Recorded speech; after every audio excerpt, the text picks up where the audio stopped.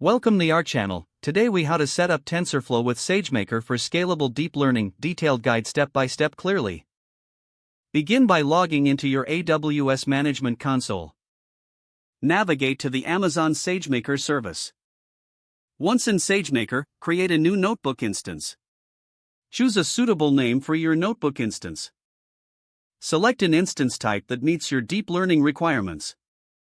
Ensure that the required IAM role is set to give the instance access to other AWS services. Click on Create Notebook Instance to start the provisioning process. Wait for the instance status to change to in service. After the instance is ready, click on Open Jupyter to access the notebook interface.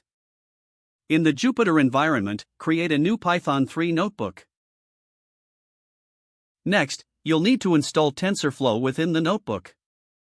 To do this, enter the command pip install TensorFlow. Run the cell to install TensorFlow. Monitor the installation process for any errors. Once TensorFlow is installed, you can verify it by importing TensorFlow in the notebook. Use the command import TensorFlow as TF. Check the TensorFlow version with print TF__version__. Now you'll want to set up a SageMaker training job. Go back to the SageMaker console and select Training Jobs from the sidebar. Click on Create Training Job. Provide a name for your training job. Select the TensorFlow algorithm from the list of available algorithms. Specify the training input data location in an S3 bucket. Ensure your data is in the correct format for TensorFlow. Select an output location in S3 for storing your model artifacts. Configure the resource settings, including instance type and count.